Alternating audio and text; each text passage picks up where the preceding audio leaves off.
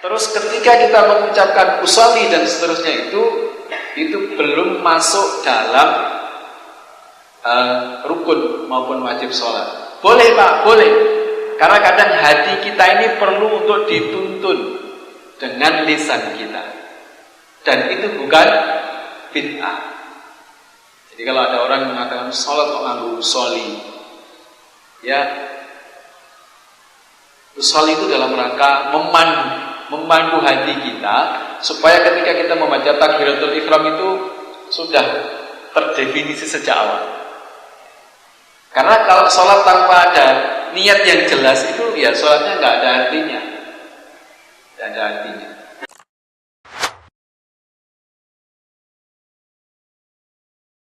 Bismillahirrahmanirrahim. Assalamualaikum warahmatullahi wabarakatuh. Alhamdulillahi rabbil alamin. Wa bihi nasta'in ala umurid dunya waddin wa ala alihi wa ashabihi ajma'in. Allahumma salli wa sallim wa barik ala sayyidina Muhammad wa ala alihi wa ashabihi ajma'in wa man tabi'ahum bi ihsanin ila yaumiddin. Amma ba'd. Qala Allah ta'ala fi kitabihil karim, a'udzu billahi minasy syaithanir rajim. Bismillahirrahmanirrahim. Ya ayyuhalladzina amanu taqullaha wal tanzur nafsum ma qaddamat lighad wattaqullaha innallaha khabirun bima ta'malun. Shadaqallahul 'azim. Para jamaah yang dimuliakan Allah Subhanahu wa taala, monggo saderengipun sareng-sareng kita milai majelis kula panjenengan dalu punika kanthi wawasan basmalah ugi shalawat. Bismillahirrahmanirrahim. Allahumma shalli wa sallim wa barik ala sayyidina Muhammad. Dan monggo tansah nyuwun dumateng Allah Subhanahu wa taala mugi-mugi majelis kula panjenengan dalu punika tansah pinaringan rahmat lan barokahipun Allah Subhanahu wa taala.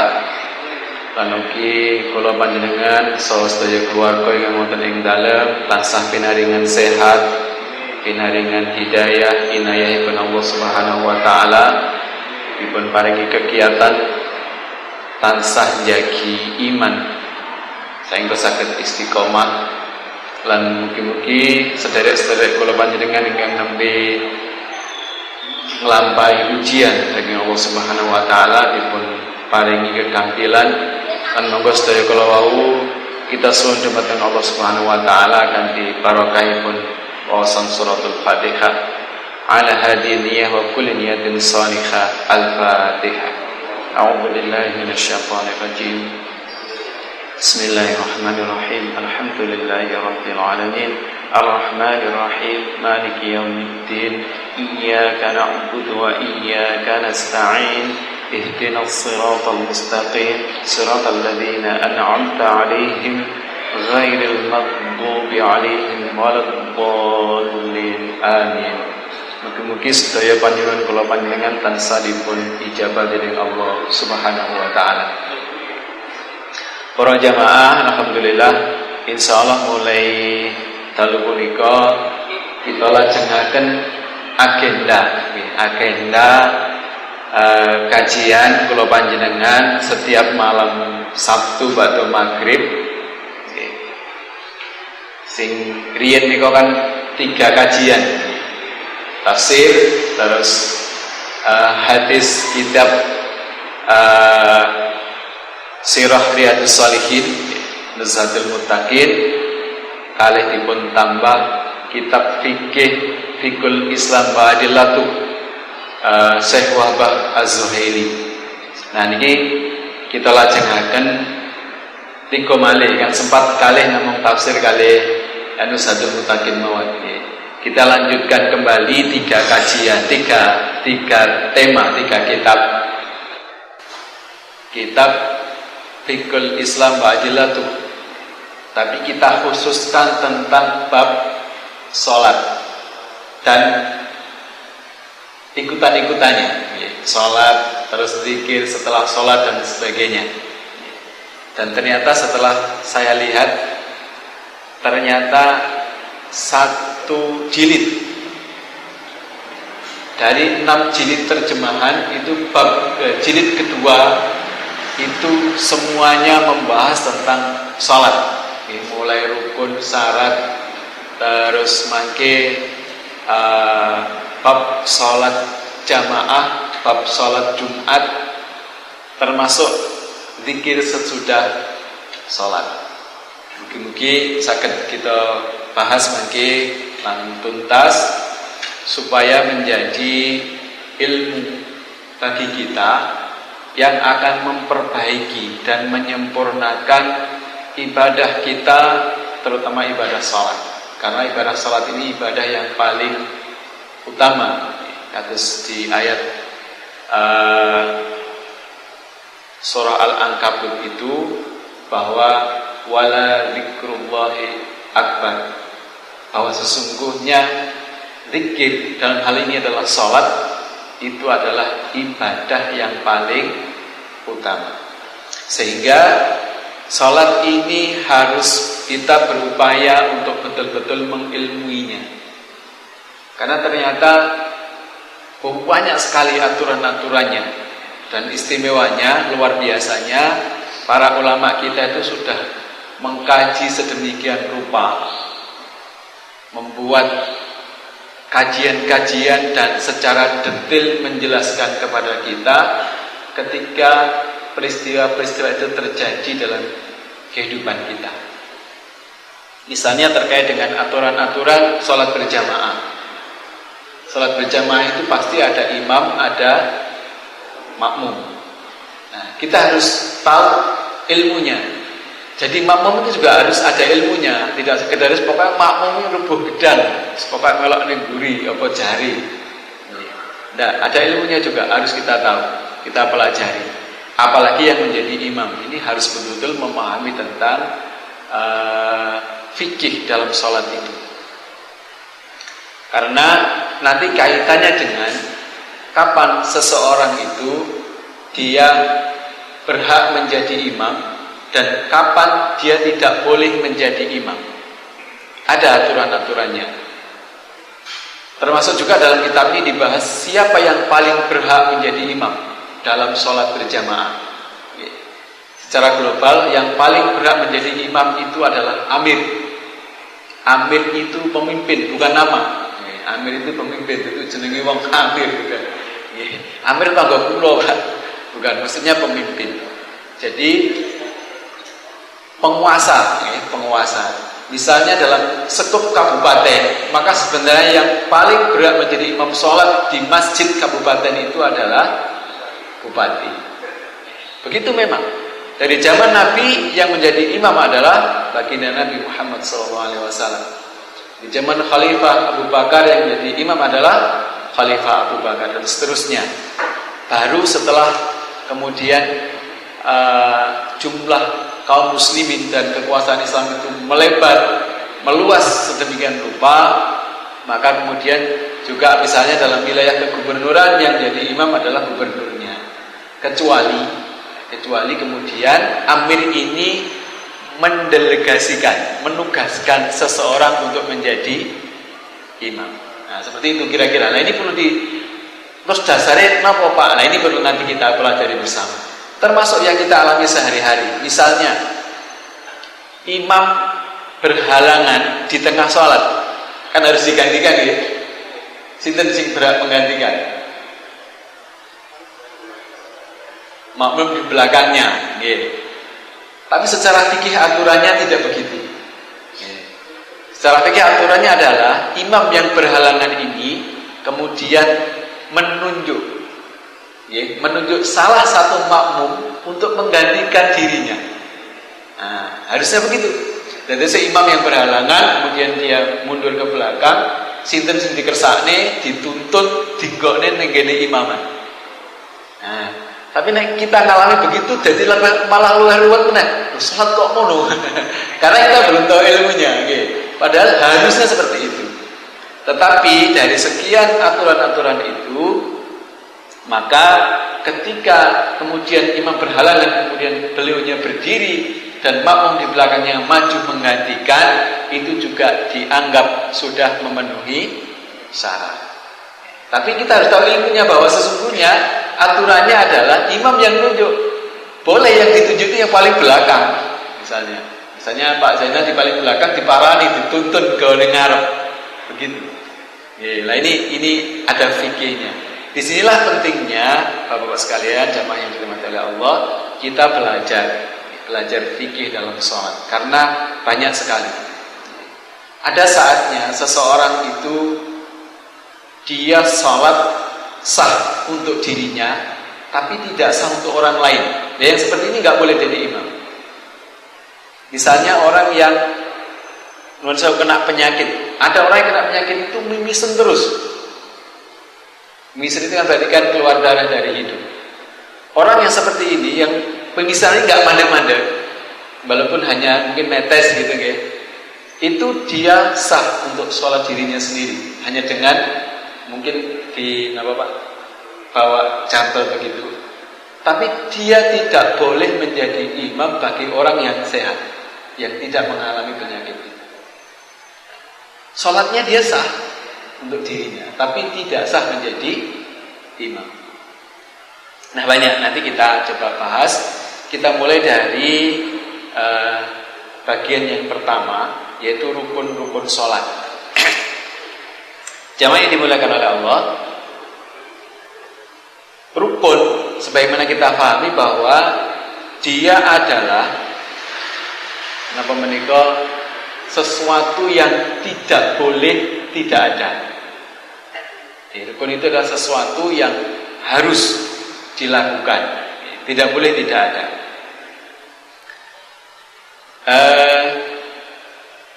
Menurut beberapa ini yang di kitab ini itu dibahas pasti menurut 4 madhab Hanafi, madhab Imam Ibnu Hanbal,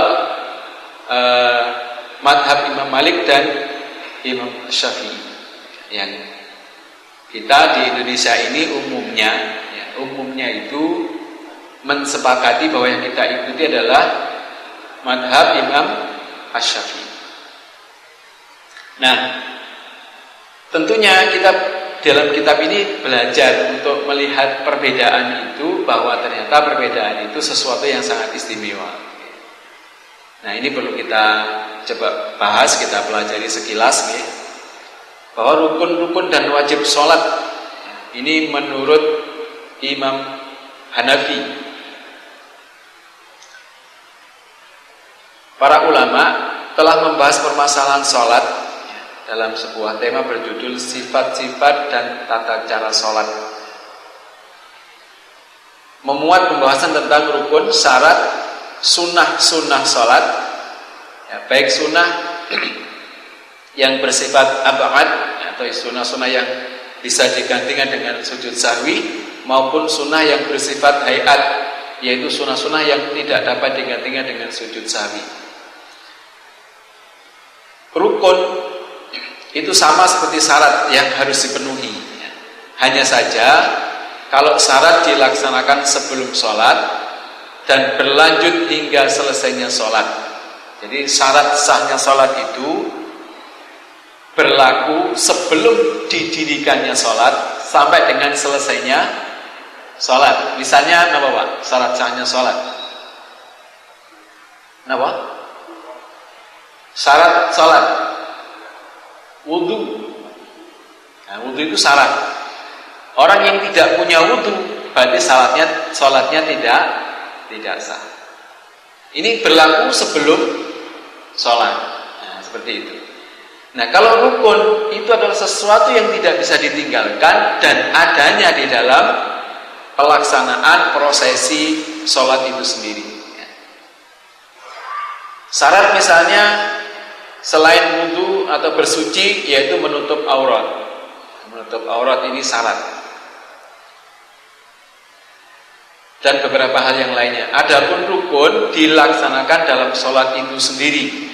Seperti niat, ruku, sujud, dan lain sebagainya. Nah kemudian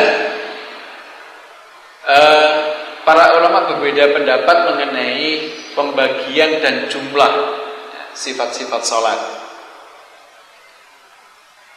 Ulama Hanafiyah berkata fardu sholat itu ada 6. Ini menurut Imam Hanafi atau mazhab Hanafiyah, yaitu berdiri sambil membaca takbiratul ihram, ya, berdiri terus takbir pertama, kemudian berdiri itu sendiri, kemudian membaca ayat Al-Quran, rukuk, sujud, dan duduk dalam tasyahud akhir.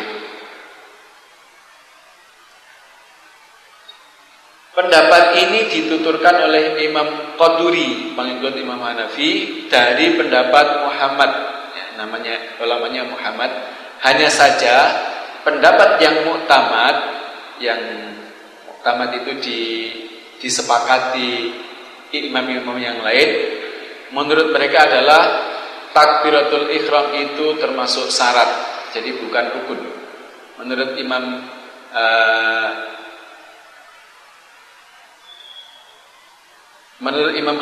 mazhab Hanafiyah, ya, jadi takbiratul ihram itu termasuk syarat, bukan dari rukun.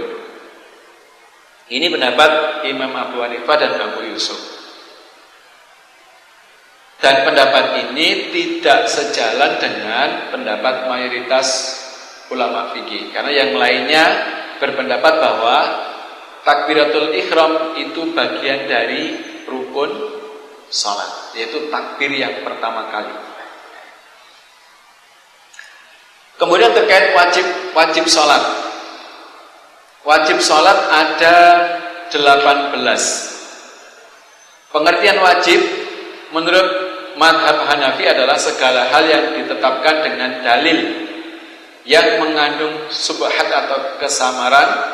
Hukum orang yang meninggalkan wajib salat itu berdosa, namun sholatnya tidak batal. Dia harus menggantikannya dengan sujud sahwi, karena sholatnya dianggap kurang sempurna dengan meninggalkan satu perkara wajib. Akan tetapi jika perkara wajib itu ditinggalkan dengan sengaja atau lupa, maka ia harus mengulang sholatnya. Ini menurut mazhab Hanafi.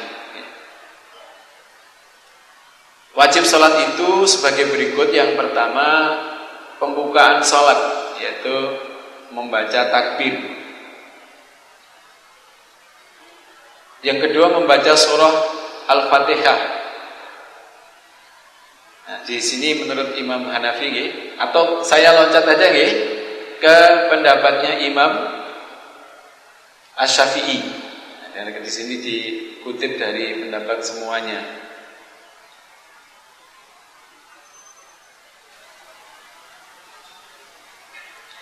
Langsung kepada rukun sholat yang disepakati. Disepakati artinya tidak ada perbedaan pendapat. Jadi langsung yang disepakati.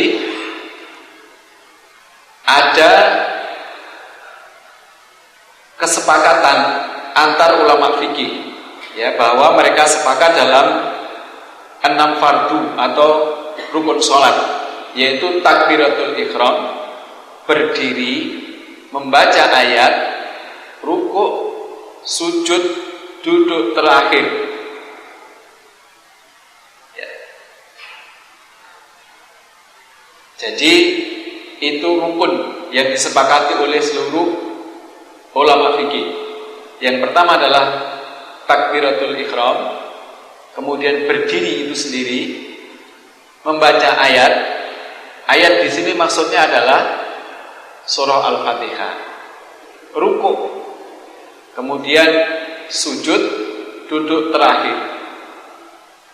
Jadi tahiyat awal itu hukumnya sunnah.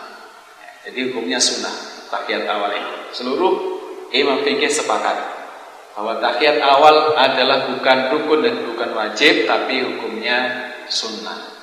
Tapi dia adalah sunnah yang ketika tertinggal disunahkan juga, atau disunahkan lagi untuk menggantinya dengan sujud syahwi.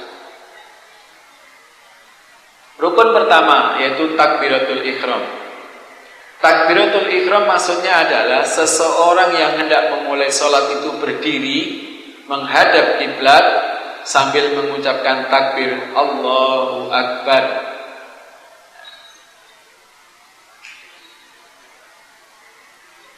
Jadi itu takbiratul ihram.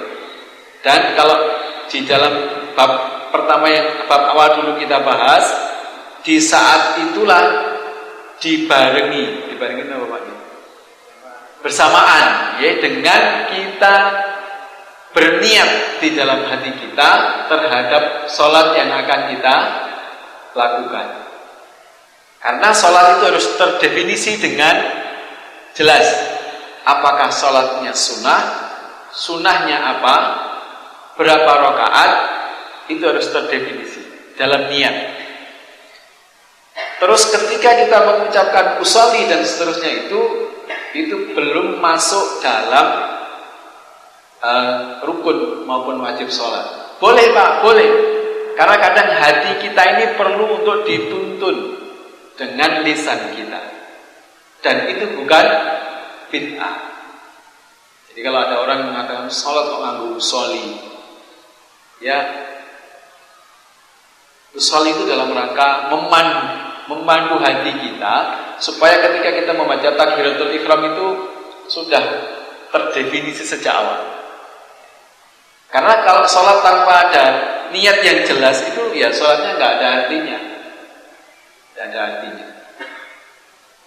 Pak, kalau misalnya kesusu gak usolli boleh nggak? Ya boleh. Itu mau usolli juga boleh, nggak usolli juga boleh. Yang penting adalah ketika kita takbiratul ihram ini, sholat itu terdefinisi dalam niat di dalam hati kita. Maka kadang kita perlu takbiratul ihram agak panjang, Allahu Akbar, supaya detail. Aku niat sholat opo kan gitu, di dalam hati kita. Nah ini jadi itu adalah rukun ya. Takbiratul ihram itu rukun dalam sholat. Jadi tidak boleh seseorang tanpa takbiratul ihram ngerti-ngerti ngangkat tangan terus sendakep maca Al-Fatihah. Nah itu berarti dia belum masuk sholat, karena tidak ada takbiratul ihram. Nah sedangkan sholat sendiri berdiri itu menjadi sesuatu yang dalam bab ini termasuk rukun. Tetapi ketika misalnya seseorang tidak mampu memenuhi ini pun juga tidak apa-apa, karena boleh sholat sambil duduk oleh orang-orang tertentu yang kondisinya tidak memungkinkan untuk berdiri. Namun bacaan sholat ini harus dalam bahasa Arab ya, tidak boleh dalam bahasa lain.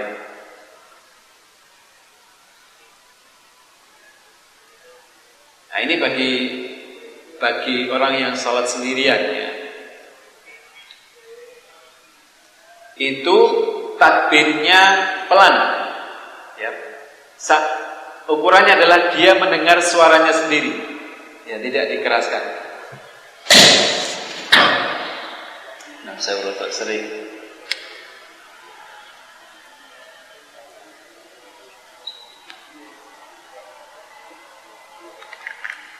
Jadi takbiratul ihram bagi orang yang sholat sendirian itu takbirnya pelan.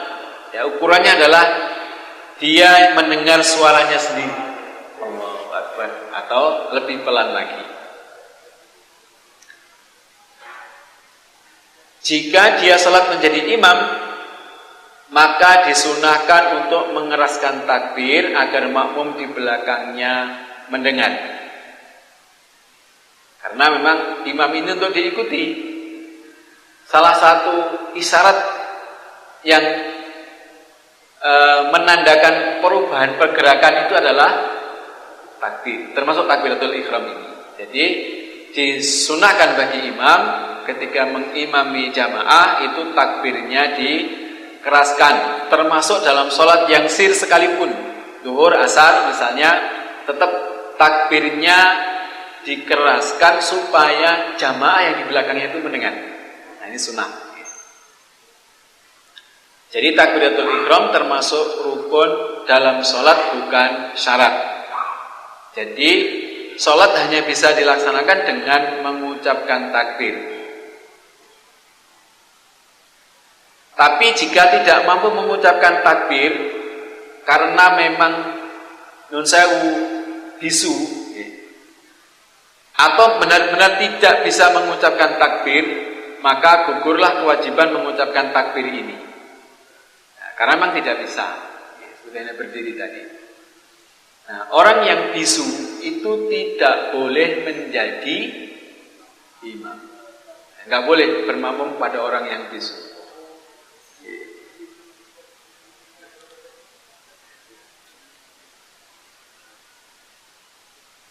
Kalau kemudian dari bab ini tentang takbiratul ihram ini, dalil yang digunakan itu adalah tentang Allahu Akbar. Ini adalah firman Allah dalam Quran surah Mudaththir, ya.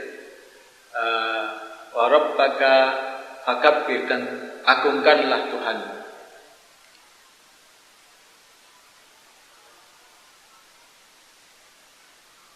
Dan hadis yang disebutkan sebelumnya terkait dengan salat dari Ali, bahwa kunci salat adalah bersuci dan pengharamannya adalah takbir. Maksudnya pengharamannya itu adalah ketika seseorang sudah takbiratul ihram, maka haram melakukan hal lain selain yang terkait dengan salat, termasuk ucapan. Jadi orang setelah takbiratul ihram itu tidak boleh berkata-kata selain kalimat atau bacaan-bacaan dalam salat. Ketika dia berkata dengan kalimat yang lain, maka batal salatnya. Bahkan ketika kita pernah membaca hadis, ketika seseorang sedang salat kemudian lewat binatang yang hitam, itu ular atau kalajengking, maka diperintahkan untuk membunuhnya. Dan membunuh ini berarti kan butuh banyak gerakan. Ya, mungkin mendet kepuke, terus memukulnya sampai menyingkirkannya, dan kemudian melanjutkan salat. Melanjutkan salat itu bukan mengulang, tapi melanjutkan. Ya. Tapi syaratnya adalah tidak bersuara, tidak berkata-kata. Ya, misalnya ngebuat kalih muwangkel, mati kowe, nanti tidak ada salatnya. Ya. Jadi seperti itu. Termasuk Allahu Akbar, jadi nggak perlu, jadi pokoknya harus seperti itu.